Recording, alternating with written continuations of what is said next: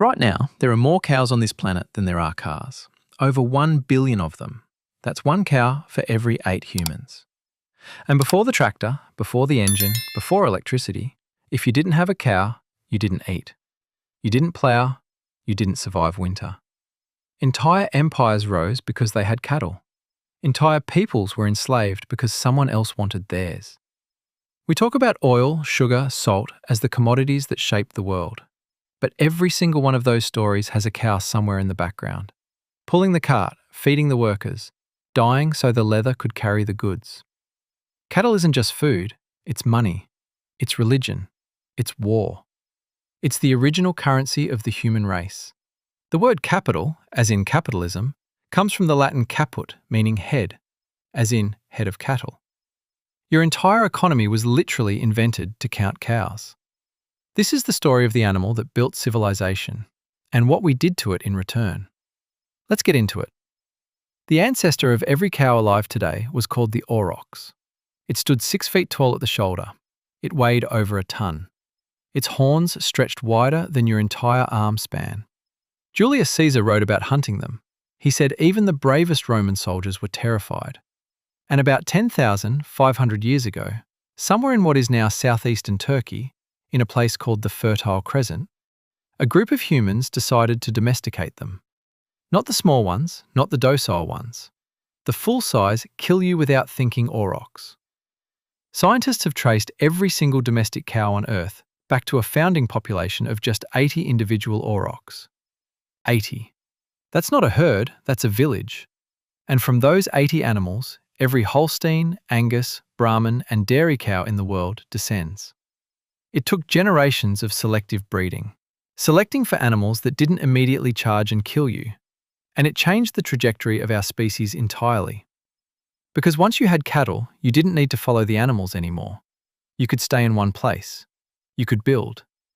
The aurochs went completely extinct in 1627. The last one died in a forest in Poland. We know the exact year. We know the exact forest. And unlike so many extinctions, we caused this one completely on purpose, by replacing the wild with the tame. But taming the aurochs was only the beginning. What humans did next with cattle, that's where it gets complicated. Before coins, before paper money, before banks, there was cattle. In ancient Rome, soldiers were paid partly in salt, which is where the word salary comes from. But even earlier, across Africa, the Middle East, and South Asia, wealth was measured in heads of cattle. The more cows you owned, the richer you were. Period. In ancient Ireland, the bow, the cow, was the basic unit of value. Entire legal codes were written in cows. A slave woman was worth 3 cows. The honour price of a king could be hundreds. Wars were fought over cattle raids, and the most famous Irish epic, the Táin Bó Cúailnge, the cattle raid of Cooley, is literally about 2 kingdoms going to war over 1 bull. In sub-Saharan Africa, cattle remained a primary currency well into the 20th century. The Maasai of East Africa still measure a man's wealth in cattle today. Dowries are paid in cattle. Alliances are sealed with cattle. A man who gives away his cattle is seen not as generous, but as reckless. And here's the part that rewires your brain. Our word pecuniary, meaning relating to money, comes from the Latin pecus, meaning livestock. The words for money and animals were literally the same word. The British pound sterling, the currency of one of history's greatest empires, traces its name to a unit of silver. But that silver system was built on top of an older cattle valuation system that Romans found when they arrived in Britain. Even modern currency is cattle currency wearing a disguise. But if cattle was money, then the people who controlled cattle controlled everything. And that power, it wasn't shared equally. Here is something history books rarely say plainly. Cattle colonized the Americas before Europeans fully did. When Spanish conquistadors arrived in the 1500s, they brought longhorn cattle with them. Within a century, feral cattle herds numbering in the millions were roaming the Americas. They weren't native. Nothing in the New World had evolved alongside them, and they consumed everything. Grasslands that indigenous peoples had managed for thousands of years were grazed to dust. Rivers were trampled. The ecology of entire regions was restructured, not by soldiers, but by cows. Then came the cattle ranches, and with them a legal concept called enclosure. The idea that land that had always been communal could be fenced off and privately owned. If you had cattle, you needed land, and if you needed land, you took it. In Australia, the same story. Settlers brought cattle into Aboriginal territory. The cattle needed water and grass. The Aboriginal people needed water and grass. The solution chosen again and again was to remove the people. In the United States, the destruction of the American bison, 60 million animals slaughtered in 50 years, was not random. It was deliberate. Kill the bison and the Plains Indians lose their food source, their shelter, their economy. The US government knew exactly what it was doing. And cattle filled the empty land that followed. General Philip Sheridan in 1875 said in front of the Texas legislature that buffalo hunters deserved medals because by destroying the bison they were destroying the Indians' commissary. He literally proposed a medal for ecological genocide. The legislature gave him a standing ovation. But cattle wasn't just used to take land. It was used to take something even more fundamental, the way people understood the divine. In almost every ancient civilization, cattle weren't just food, they were sacred. In ancient Egypt, the bull Apis was worshipped as a living god. When an Apis bull died, the entire country went into mourning. Its burial, in a sarcophagus in a temple called the Serapeum, was one of the most elaborate funerals in the ancient world. Archaeologists have found 64 bull sarcophagi there, each weighing 80 tons. In ancient Greece, the greatest gift you could give the gods was a hecatomb, a sacrifice of 100 oxen. The word hecatomb is still used in modern languages to mean mass destruction. When we say something is a hecatomb of lives, we are literally using the language of cattle sacrifice. In Hinduism, the cow became not just sacred, but inviolable. The cow as Gau Mata, mother cow, represents ahimsa, non-violence, abundance. To kill a cow was, in many traditions, a sin comparable to killing a Brahmin. And this created a political weapon. When the British East India Company introduced new rifle cartridges in 1857 that soldiers had to bite open, and rumour spread that they were greased with beef and pork fat, Hindu and Muslim soldiers alike refused. The result was the Indian Rebellion of 1857, the largest armed uprising against British rule before independence, triggered, at least in part, by a cow. Modern India has more cattle than any other country in the world, roughly 305 million. And yet India is also one of the world's largest beef exporters. Most of that beef is buffalo meat, not cow. The legal, cultural and economic tension between sacred cattle and economic cattle is very much alive and very much unresolved. Religion made cattle untouchable. Capitalism made them into machines. Most people think Henry Ford invented the assembly line. He didn't. He got the idea from a slaughterhouse. In 1865, the Union Stockyards opened in Chicago. At its peak, it processed 18 million animals per year. Inside, they had built a disassembly line. Cattle would move through the facility on overhead rails, and workers stood in fixed positions, each performing one single cut over and over, all day, every day. Ford visited. He reversed the concept. Instead of taking an animal apart, he would put a car together. The modern factory was born in a place that smelled of blood and rendered fat. The Union Stockyards also gave us the first modern meatpacking corporations, companies like Swift & Company and Armour & Company, which became some of the most powerful corporations in American history. They controlled prices. They controlled politicians. By 1900, 5 companies controlled the entire American meat supply. Upton Sinclair wrote about them in The Jungle in 1906. He meant to expose the exploitation of immigrant workers. Instead, the public fixated on the descriptions of contaminated meat. Sinclair said, I aimed at the public's heart and by accident hit its stomach. The public outcry led directly to the Pure Food and Drug Act of 1906, the law that eventually became the FDA. Food safety regulation in America exists because of cattle. The Chicago stockyards was so enormous that in the 1890s, Chicago was nicknamed Hog Butcher for the World by poet Carl Sandburg. The slaughterhouse district employed 40,000 people and covered 1 square mile. It was demolished in 1971, but its logic, the industrial processing of animal life at scale, is now operating in facilities 10 times its size. The assembly line gave us cheap beef, and cheap beef changed what it meant to be American. For most of human history, eating beef regularly was a sign of wealth. Peasants ate grain, kings ate meat. And that distinction was enforced, not just by price, but by law.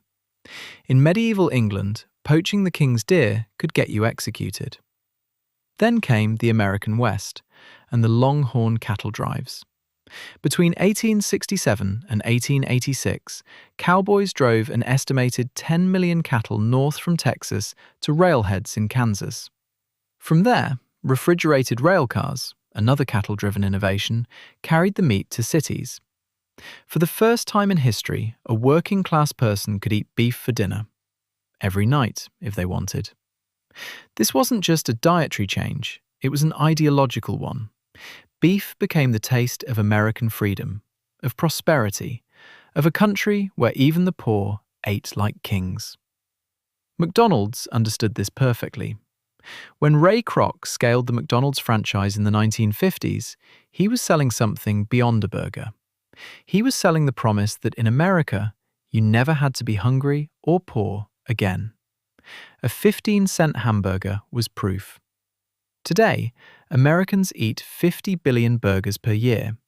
That's roughly 3 burgers per person per week. The country consumes more beef per capita than almost anywhere on Earth. And every time a fast food chain opens in a developing country, the beef consumption in that country rises. Beef is still a status symbol. It just now signals modernity instead of royalty. The Brazilian beef industry, the world's largest, exports to over 150 countries. But more than 70% of deforested Amazon land is now used for cattle grazing. The rainforest that produces 20% of the world's oxygen is being converted into pasture at a rate of roughly 1 football field per minute. We are trading the planet's lungs for hamburgers. But before we get to the environmental crisis, we need to talk about the industry that hid it from you and why they got away with it for so long. In the 1970s, scientists began connecting red meat consumption to heart disease, colon cancer, and early death. The evidence was growing. The data was clear. The meat industry watched what the tobacco industry had done, fund doubt, manufacture uncertainty, and they took notes. In 1976, the US Senate published the McGovern Report, official government dietary guidelines recommending Americans eat less red meat. The beef industry lobbied furiously. The final guidelines were softened. The senator who pushed hardest for the recommendations lost his re-election campaign in a state where cattle ranching was the dominant industry. The industry created front groups with names like the Beef Checkoff Program, funded by a mandatory levy on every head of cattle sold, to produce research supporting beef consumption. The famous slogan, "Beef, it's what's for dinner," wasn't just an ad, it was a coordinated, government-backed, industry-funded propaganda campaign. In 2015, the World Health Organization classified processed meat as a Group 1 carcinogen, the same category as tobacco and asbestos. Red meat was listed as a probable carcinogen. The reaction from the beef industry was, to the letter, identical to the tobacco industry's playbook from the 1960s. Deny, discredit, delay. The US beef industry spends over $40 million per year in lobbying. It is one of the most politically powerful agricultural lobbies in the world. And in 2019, when plant-based burger companies started gaining ground, the industry successfully lobbied 14 US states to pass laws making it illegal to call a plant-based product a burger. The word burger is legally contested terrain. Politics protected the industry. But the planet wasn't listening to the lobbyists. Here's a number you need to sit with: 14.5%. That is the share of global greenhouse gas emissions that comes from livestock. More than all the cars, trucks, planes, and ships in the world combined. And the single biggest contributor within livestock? Cattle. Through a process called enteric fermentation, essentially cows burping, each cow produces between 70 and 120 kilograms of methane per year. Methane is 80 times more potent than CO2 as a greenhouse gas over a 20-year period. There are 1 billion cattle on Earth. You do the math. Beyond methane, cattle farming uses 80% of all agricultural land globally, but produces only 20% of the world's calories. It uses more water per calorie than almost any other food source. Producing 1 kilogram of beef requires approximately 15,400 litres of water. 1 kilogram of wheat requires 1,600. The Amazon deforestation crisis is, at its core, a cattle crisis. Since 1970, about 17% of the Amazon has been destroyed. The majority of that land gone to cattle pasture and soy grown to feed cattle. And here's the part that should make you angry.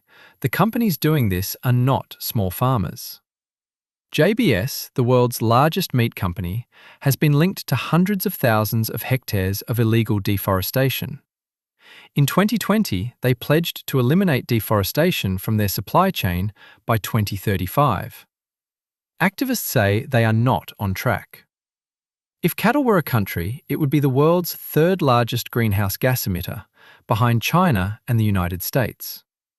The entire aviation industry, every flight, every airport, every private jet in the world, produces roughly half the emissions of the global cattle industry. We talk constantly about flying less. We almost never talk about eating less beef. So if cattle are destroying the planet, why haven't we stopped? The answer is because we built everything around them. You probably think of cattle as a food industry. It isn't. It's everything. Walk through what a single cow produces beyond meat. Its hide becomes leather, the $500 billion global leather industry. Its fat becomes tallow, which goes into cosmetics, candles, lubricants and, until recently, the British pound note, which was printed on polymer containing tallow until a public outcry in 2016 forced a change. Bovine collagen, from cattle skin and bones, is in your face cream, your surgical sutures, your capsules for medication. Bovine insulin was the primary treatment for diabetes before synthetic insulin was developed in 1982. Millions of people stayed alive because of it.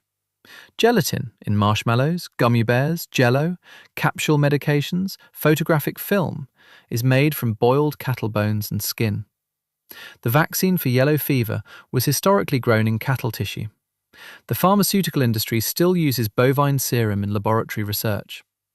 Cattle don't just feed you. They are embedded in medicine, fashion, finance, photography, and manufacturing in ways that most people never think about. When we talk about reducing cattle consumption, we're not just talking about hamburgers. We're talking about restructuring one of the most deeply embedded supply chains in human civilization. The airbags in your car?